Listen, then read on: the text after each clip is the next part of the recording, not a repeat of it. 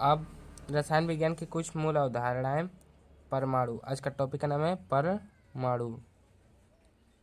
परमाणु किसी भी पदार्थ का सबसे छोटा भाग क्या होता है? परमाणु। परमाणु से क्या बनता है? परमाणु से मिलकर अणु बनता है। अणु से क्या बनता है? अणु से मिलकर पदार्थ बनता है। तो परमाणु क्या है? वह उच्चतम कण जिसके द्वारा पदार्थ बनता है, इसके आगे परमाणु विभाजित नहीं हो सकता है। वह उच्चतम कण जिसके द्वारा पदार्थ बनता है, इसके आगे परमाणु विभाजित नहीं हो सकता, वही परमाणु कहलाता है। और नोट, यह स्वतंत्र रूप में नहीं पाया जाता है। यह स्वतंत्र रूप में नहीं पाया जाता है। परमाणु का पहला सिद्धांत डाल्टन ने दिया। परमाणु का पहला सिद्धांत किसने दिया? डाल्टन ने। यहाँ का परमाणु क्रमांक और तत्व। पहला पे हाइड्रोजन, दूसरा पे हीलियम, तीसरा पे लिथियम, चौथा पे बेरिलियम, पांचवा पे बोरान, छठवां पे कार्बन, सातवां पे नाइट्रोजन, आठवां पे ऑक्सीजन। अब इधर परमाणु क्रमांक है तत्व। 9वां पे फ्लोरीन, 10 पे नियान और 11 पे सोडियम, 12 पे मैग्नीशियम, 13 पे एल्युमिनियम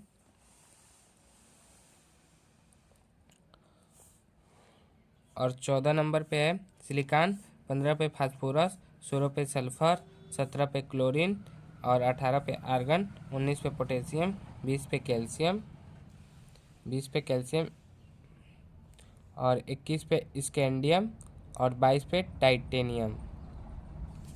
आगे भी हैं। 23 नंबर पे वेनेडियम और 24 पे क्रोमियम, 25 पे मैग्नीज, 26 पे है आयरन और 27 पे कोबाल्ट, 28 पे निकिल और 29 पे कॉपर और 30 पे है जिंक। परमाणु भार या परमाणु भार या द्रव्यमान संख्या। परमाणु भार या द्रव्यमान संख्या। कार्बन 12 के आधार पर भिन्न भिन्न परमाणुओं के भार को निर्धारित किया गया है। C12 के आधार पर भिन्न भिन्न परमाणुओं का भार को निर्धारित किया गया है। मात्रक, परमाणु भार का मात्रक क्या होता है? AMU, atomic mass unit. इसको क्या कहते हैं? Atomic mass unit. या हम लोग इसको U भी लिख सकते हैं या ग्राम भी लिख सकते हैं, आप कुछ भी लिख सकते हैं। परमाणविक भार मात्रक, इसको हिंदी में कहते हैं परमाणविक भार मात्रक और इसका मात्रक G मोल होता है।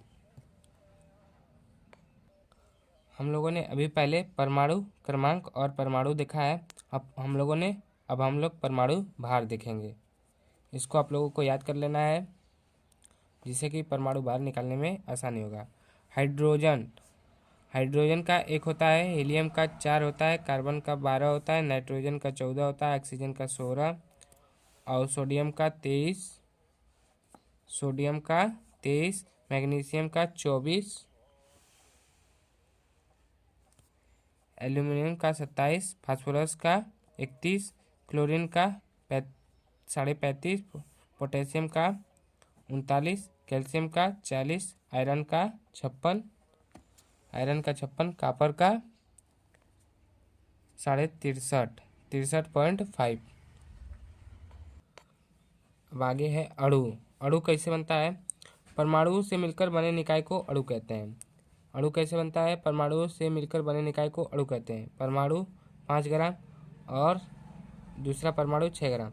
तो ये जो अणु बनेगा दो ठो, ये क्या है? 11 ग्राम का हो जाएगा। 5 6 11 अणु हो जाएगा। ये परमाणु मिलकर क्या बन गए? अणु बन गए। अब हम लोग अणु भार निकालना सीखेंगे। अणु भार कैसे निकालते हैं? HCl का अणु भार, जो भी हम लोगों ने आपको बताया, हाइड्रोजन का 1 होता है और क्लोरीन का 35.5 होता है। तो अब जोड़ेंगे इसको, 36.5। HCl का अणु भार कितना आ जाएगा? 36.5। H2O का अणु भार निकालिए। हाइड्रोजन का 1, 2 है यहाँ पे, इंटू 2 प्लस 16।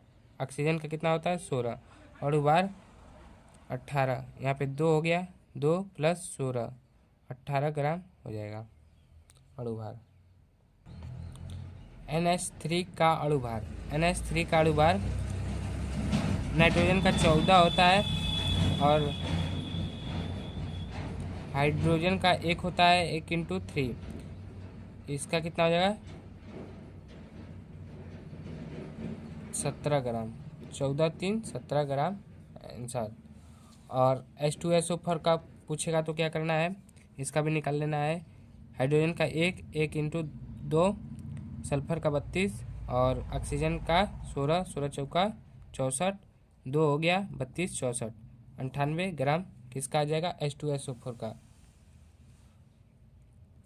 अगर Al2O3 का पूछ लिया तब क्या करेंगे, एल्युमिनियम का कितना होता है 27, 27 × 2 प्लस 16 × 3, 3 × 16 या 16 × 3 बात एक ही है।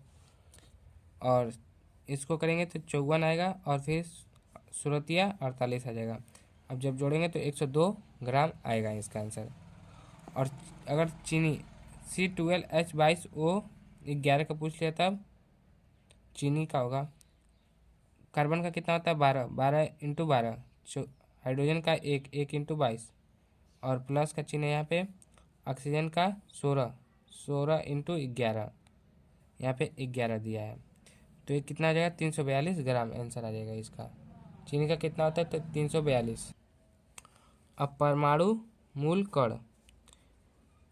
इलेक्ट्रॉन पे माइनस चार्ज होता है, ऋणात्मक होता है। प्रोटॉन पे प्लस का चार्ज होता है, ये धनात्मक होता है। न्यूट्रॉन पे N0 कोई चार्ज नहीं होता, न्यूट्रॉन पे कोई चार्ज नहीं होता है।